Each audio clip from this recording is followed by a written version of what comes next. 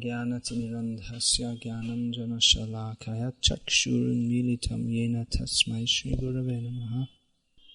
This kirtan of Srila Bhaktivinoda Thakur with the refrain Kobe Hobe Bolo Shede Nama is very suitable for preachers of Krishna consciousness. It comes at the end of the collection of 51, I believe it is, songs of Srila Bhaktivinoda Thakur in Sharanagati, in which he is, almost at the end means it's the penultimate in the collection. So in this collection of songs he is calling out to Krishna, praying for the mercy to become purified and to fully take shelter of Krishna. And having done that, the conclusion is that he should go out and preach Krishna consciousness. So our present ISKCON is set up on this basis, cultivating Krishna consciousness and distributing it. So we can pray for the mercy of Srila Bhaktivinoda Thakur, who first inaugurated the preaching of Krishna consciousness in the modern age, and particularly in the Western world.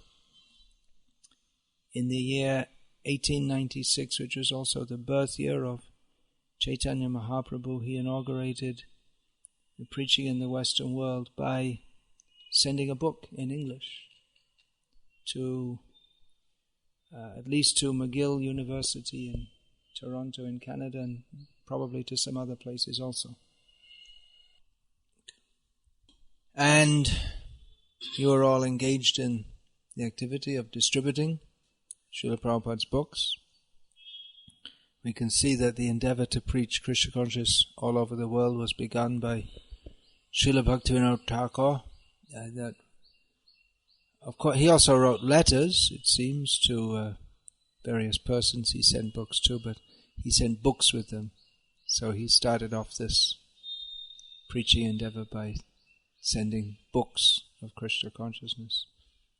And we know also that Srila Prabhupada got the idea of stressing book distribution from his own Guru Maharaj, who specifically ordered him, if you ever get money, print books. And print means you don't just print them, but you have to distribute them also, because what's the use of printing them otherwise? People should get them. So I don't have to tell you, you yourselves are experiencing how you're getting the mercy of Srila Prabhupada and the Acharyas by distributing these books, going out every day. So I can simply encourage you to continue doing so, and to do so more and more, because Krishna can empower you more and more. Book distribution doesn't depend on any material asset. Of course,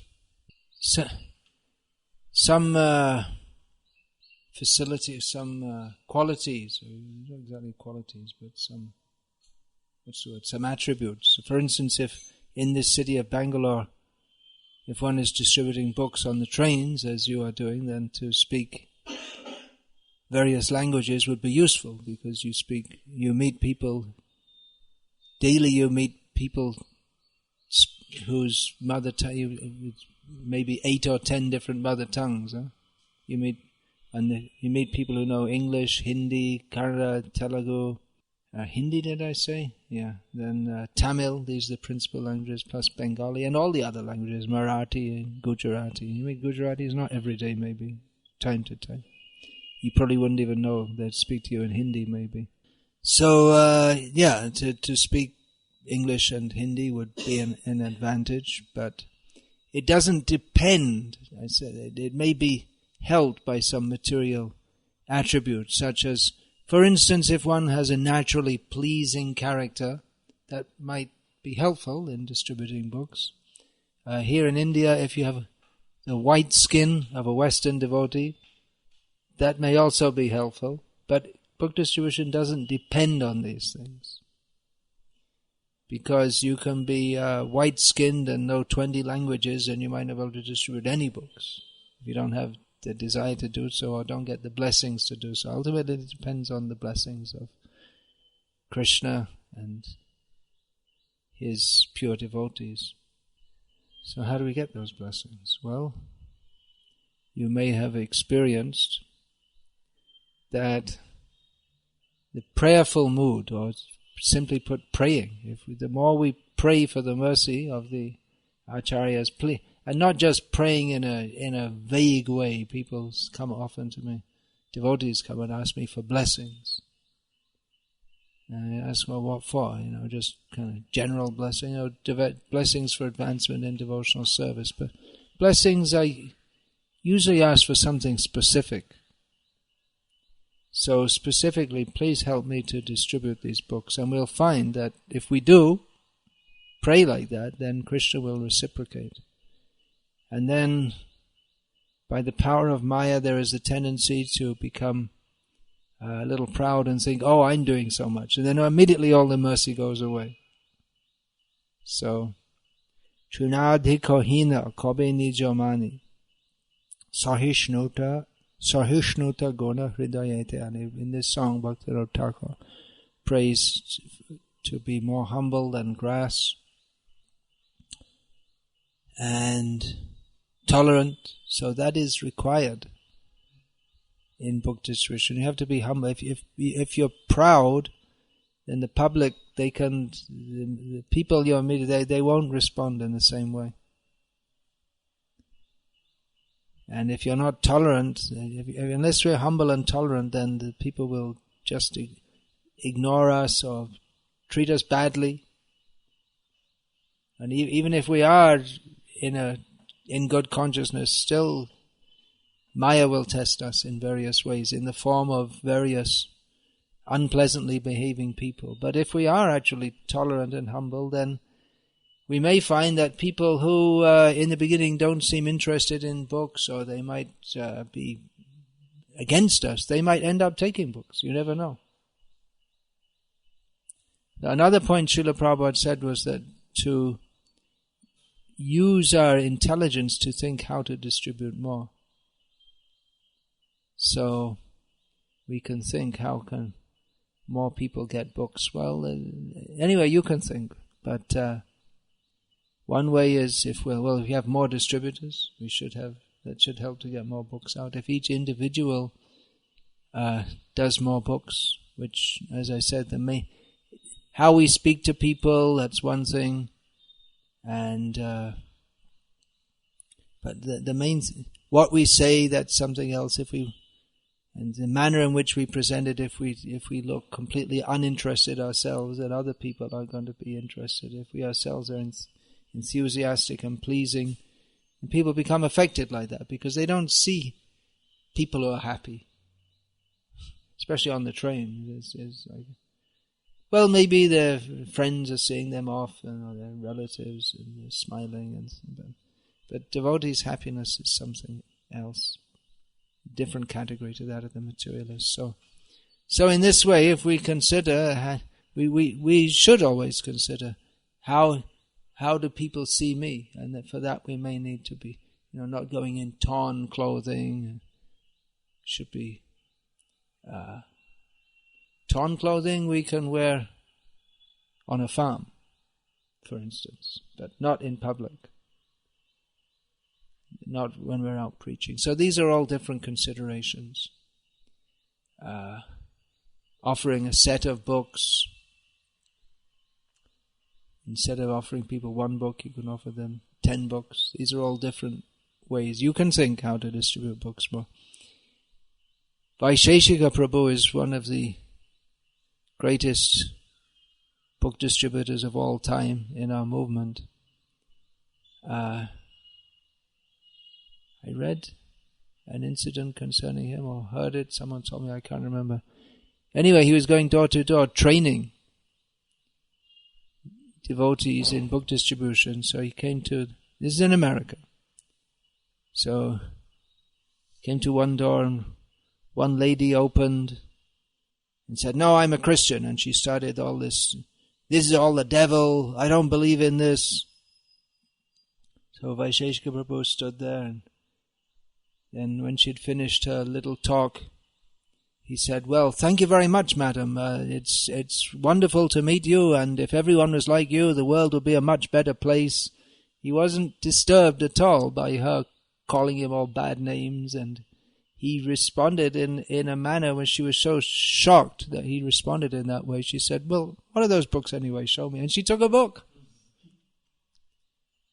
So there's some good idea how to respond.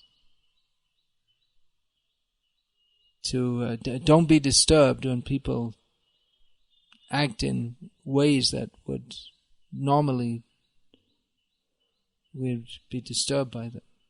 But if we are actually without any ego and just wanting to benefit the people, then if we're not disturbed and remain very in a pleasant, still behave with them pleasantly, and people are surprised because you don't find people who behave like that, and it's not so easy ourselves to do that. But if we can actually do that, then it'll help us also, because otherwise if people do behave roughly with us and we all get all disturbed, and even the next person we go to, that our disturbance that vibration will come out. So anyway, these are just some ideas. I'm just going to speak briefly in these mornings, just a few words here and there. I congratulate you for doing this, for taking up this service. It's very dear to Srila Prabhupada. Srila Prabhupada very much wanted this, and definitely this worldwide book distribution is having great effect. It has had great effect, and it will have great effect. And that while others are doing all different kinds of services, that you have taken up this austerity of going out day after day after day to distribute Srila Prabhupada's books. And definitely there's some special mercy. Mercy is always there from Srila Prabhupada, but definitely some special mercy is there. So please continue with that. Especially in India, even today, even though India is so becoming so materialistic, and the people of Bangalore seem to want to be in a competition and declare themselves number one materialistic ahead of Delhi, Bombay, Ahmedabad and all these other materialistic cities in India. But despite that, still the atmosphere in India is conducive for brahmachari life, which it's not in the West.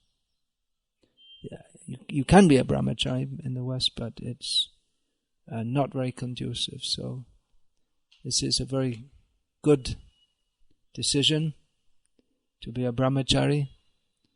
As we see, not all brahmacharis remain brahmacharis throughout their life, but I would recommend that you do so. And especially in India, it's easier to do so, because family life, after all, means so many headaches and anxieties which distract us from Krishna consciousness. So if you can go on like this and distribute Srila Prabhupada's books, or even at some later stage, if not directly, personally doing that full time, always be fully engaged in the preaching mission, one way or another.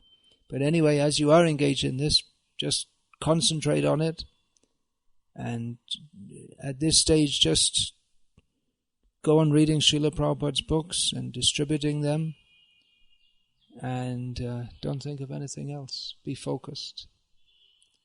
Vyavasayatmaka buddhir ekeha kurunandana. Be fixed on that. Hare Krishna. So, anything? Question? Yeah. What's your question? Yeah, speaking. When Bhaktisiddhanta Maharaj was there and Prabhupada at that time, in 1950s, after 1950s, the main means to approach people was printing media. And printing media, by printing. But now some scenario is changing. There are electronic media, people don't have time to read. There are so many things. And there are 24 hours they are sitting in front of TV, news channels and all these things. There's some. So what's the question? So still books are that much effective that what. Well, I disagree when you say people don't read, because there are hundreds and thousands of new books being produced every year, apart from Prabhupada's books. So, and people buy them. It's not they're being given away. So, presumably people are reading books, and people are definitely reading Prabhupada's books. By distributing the books, people get to read them. And people become devotees by reading them. Regarding other media, Srila Prabhupada, he wasn't so enthusiastic for them. They are influential, but there's a difference between watching something on TV and reading it in a book. Watching on TV, it's a very shallow experience. The thought processes are practically turned off. Even there's been studies made that the level of consciousness, it becomes very shallow while watching TV. So it makes some kind of impression at a shallow level, but the books of Srila Prabhupada are very deeply philosophical, and they goad the reader. Goad means like pricking an elephant. The Mahout pricks the elephant. So it goads you to consider the actual purpose of life. So it's a much more profound medium than TV and internet, which are also important. You can also read on the internet, but my personal experience are things on the internet, you just kind of look at it quickly and delete it. It's with books, it's even the very format, it's something you're liable to take much more seriously. The fact that it's not just something else on a screen, but it's been considered important enough by publishers to, generally books are published by publishers to publish. So actually, among various devotees, there's always some kind of propaganda against book distribution, and it's all bogus, to tell you the truth. Whatever they say, however well-sounding it may sound, it's all a bunch of rubbish. It's not that we're going to stop distributing Prabhupada's books and just make TV programs. TV programs, okay, they should go on. But the book distribution is more important. Yeah, what's your question? Hare Krishna Maharaj. In this stage, we are very neophyte. So still now, we are disturbed by the visions, the words. So how to overcome from this, Maharaj? This is the perennial question. It goes on. How many times have been asked this? Well, you can sing this song. What's Bhaktivinoda Thakur praying? Kobe Nityananda More Kori Doya. Where is that? Charai Bemor Bishoyar Maya. See, he knows the song. There's so many songs of Bhaktivinoda. He's teaching us how to pray. Follow, I mean, these kind of questions, you yourself can give the answer, isn't it? Someone may come to you and ask the question, and you yourself can give the answer. The answer is not difficult. You just have to apply it in your life. You have to follow the process of Krishna consciousness. Pray for the mercy of Guru, Hari Guru and Vaishnava. And be patient.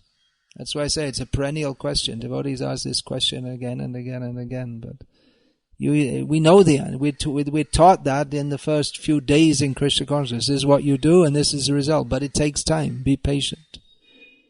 So, I don't see that much point in asking it again and again. You just have to go on with the process and have faith that if we stick to this, then Krishna will help us, that's all. Don't expect to be a Paramahamsa overnight. Hare Krishna. I'll finish there for today.